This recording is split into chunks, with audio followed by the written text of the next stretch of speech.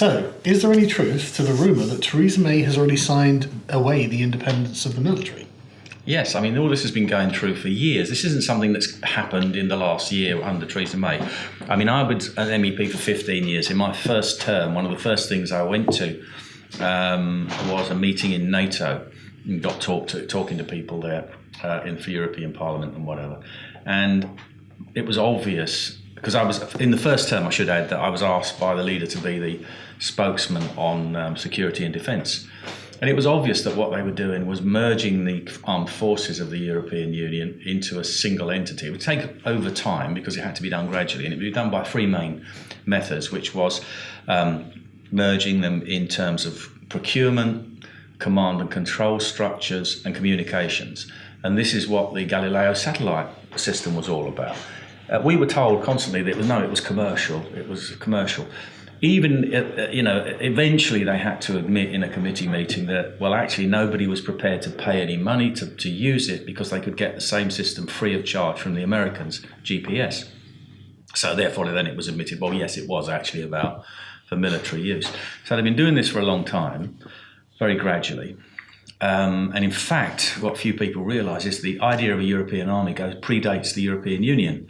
In 1954, I think it was, the year I was born, there was a plan to merge the French and German armies, and it was only stopped because the French Parliament voted against it. So it's quite an old idea. It's as older than the European Union idea itself. And what's happened in recent times, which Theresa May was involved in, was this thing called PESCO, Permanent Cooperation between the armed forces. And that has been going on. They are being stripped of their independence. They can only operate within the European Union auspices. And if you're going to have a common security and foreign policy, then you're going to need an army to enforce it, aren't you? This is what it's been about from the beginning. It's been about creating a United States of Europe.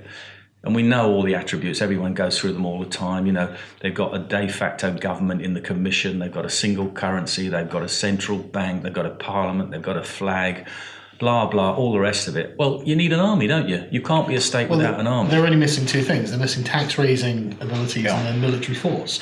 And Merkel, this was only 6 months ago now, but Merkel backed the plans for an EU carrier, so the Germans are remilitarising Europe. Yeah. And Guy Verhofstadt is just blatant. He says there's a world of empires. We want Europe to be a competing European I empire. like him because he actually He's honest. He's honest about what they want, and he is the authentic voice of the European Union, as objectionable as he is. Remainers in this country spend their lives in the propagandist media, spend their lives saying, "Oh no, he doesn't mean that. Oh no, it doesn't mean that. No, it means this. It means something quite different." And then Verhofstadt will speak and destroy what they said.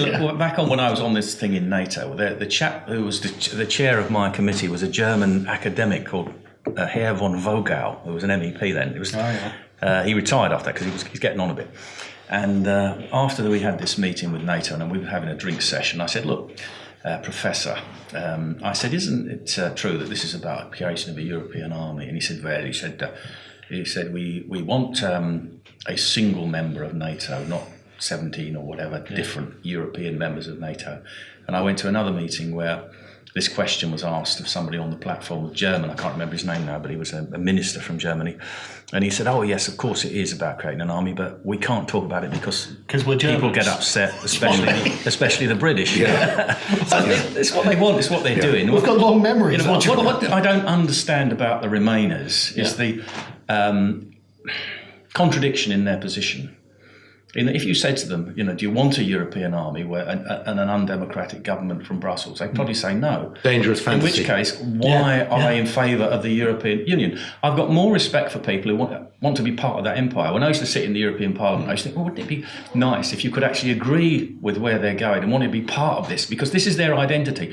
We're creating this big supranational state, this empire, a bit like, the Roman Senate, Completely. And they believe in it. And it would be great if you could believe in it and you didn't think it was actually a very bad idea, which I do. But that's what they're about. And the idea that they're about something else is just pure nonsense. Yeah. I went with my father for him to receive a Légion d'honneur a couple of years ago because he was a Royal Navy officer at D-Day, and my mother saw this in the papers and said, "Oh, darling, look, you can have a medal." And the French ambassador kissed him on both cheeks. But at that event at the French residence was Lord Howe, who was the Tory defence minister in the House of Lords, and he was actually sent to either Brussels or perhaps Berlin to sign one of the agreements to one of these PESCO letters. I think there have been 7 agreements since the referendum. And there have been so many telltale signs that even after the referendum, our establishment didn't take the people's vote seriously. And I think that they had a clear plan established well before the referendum for how to ignore it. And so these 7 agreements that took place afterwards are an absolute smoking gun. They show you that the British government does not take seriously the principle of being an independent nation with an independent military, because we signed them after the referendum. Exactly, and I think the Leave took them completely by surprise. They really thought they were going to win it, and they must have had a good reason for thinking that. They knew they had the media on their side. Who knows what else went on behind the scenes to engineer a Remain vote, and yet we didn't get it. And what they did, the thing they did immediately after the referendum was, instead of taking the initiative and saying how it should work, they immediately kicked the ball into the EU's court and said, we're not leaving until we've negotiated an agreement. Well, why would you get an agreement from people who don't want you to leave anyway? But going back to the military thing, you'll notice that it was the day after the Brexit referendum that the Telegraph article here from May 2016, MPs warn voters being conned as Brussels keeps plans for EU army secret until after the referendum. It was the very day after that they released this, because they knew that if they announced this in advance, by the way, we're going to have Britain as part of an integrated European empire army, everyone would have freaked out. And the whole talk, it's genuinely imperialistic. Like when Guy Verhofstadt goes to the Lib Dem conference and starts bloviating about empires, and then in the same breath, those same people will say, "Oh, but the British Empire was a bad thing." It's like, well, sorry, I think we just validated the idea of empire, have we not? You want an empire, so why can't we talk about an empire that we might actually like rather than an empire we hate? But it's always one rule for thee and another for me, isn't it? It's there. Well, but also don't forget that this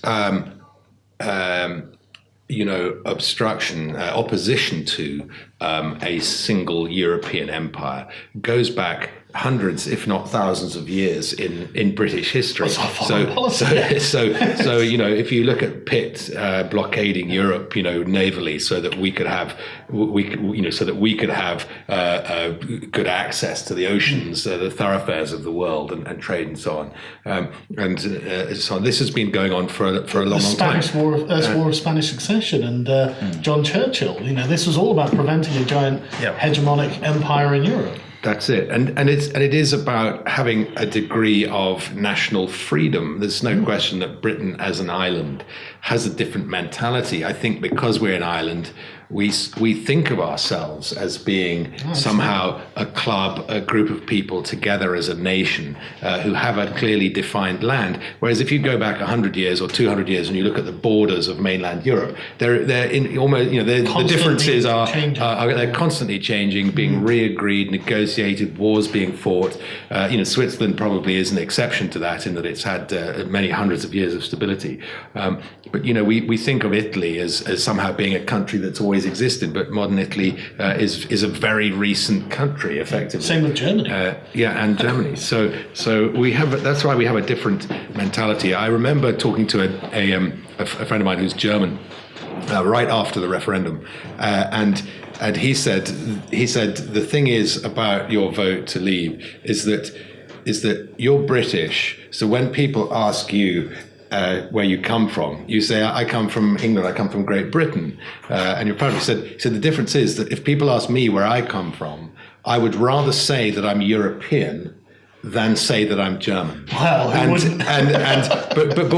I think that is the legacy of, I suppose, the shame of the First and Second World Wars and German expansionism is carried in individual people so that they don't identify with their nation in the same way that we in Britain do. And that's a source of this sort of fundamental political difference. I think that used to be true. It's not true of our political and governing classes now. It's not true about London. And the Absolutely. a so-called intelligentsia and academic elite. They certainly don't feel that But way. they've always hated Britain. Orwell goes on about it at length, Anglophobia. But I find I spoke to a German when I was in New York. I was just interviewing people on the street, and there was a German chap there, and I asked him about Brexit, and he said, "Well, I think as Europeans we need to do this," and I was like, "Yeah, but you're not." You're a German. You know, when you say, well, actually, I'm European, you're actually creating a new identity that doesn't really exist. You know, go back 100 years, no one was like, you know, I'm European, not French. I'm Italian. I'm European. But what they've done is create an identity that actually gives them imperium over the entire continent. Now, a German gets to say what happens in Latvia. A German gets to say what happens in Poland or in Portugal. You know, because we happen to be on the same massive land. It used to exist. I mean, I felt this growing up as a boy. I felt culturally there was an identity, but that was Christendom. And I don't mean from a religious point of view. I mean, I was very interested in art and classical music, so you could identify with people from anywhere in Europe. But the idea that then you had to be part of a political union in order to enjoy those things or be part of them, absolutely not. It would never have occurred to me, because my father's generation had won the war. We were clearly a distinct country that had preserved our identity and our freedom. So you could enjoy listening to Beethoven. It didn't mean to say that you wanted to be part of a political union, which he would have despised anyway. It's a horrible future that the EU is creating, in my opinion. In principle alone, I just cannot stand the way that the Germans run a country. I lived in Germany for 8 years. They're lovely people, actually. And I just disagree with them. I just disagree. The whole problem behind this imperial, this great Tower of Babel, this quest for a monolithic empire controlled from the top, is that in Europe you have the greatest diversity, and I consider myself to be truly European. I think that British people are almost more European than anybody else, because beyond us is just the ocean. Beyond us, you've got the Atlantic. And so if Europeanness intensifies as you head to the north, to the west and the north, then we are the most European of all. And the idea that you take this extraordinary diversity of economies and cultures and languages and histories and nations and every other sphere that you can imagine, and you somehow make a monolithic culture and state out of it, is fundamentally anti-European. And I remember understanding this even as quite a young person, that it can only be achieved by a kind of ideological tyranny. And the whole thing is summed up in one quote from William Blake, I think it's from the Marriage of Heaven and Hell. He says, one law for the lion and ox is oppression. And that's the problem with the European idea, the monolith of Europe, of European identity, is that we are oxes and lions and hippopotamuses and giraffes and every kind of creature you can imagine in this great continent that we belong to. And it's that plurality, that diversity and that extraordinary richness that we should be championing. And yet, actually, that's the one thing that the EU is going to have to squash if its ideology is going to be actually driven through and upheld and enforced on all of these different nations.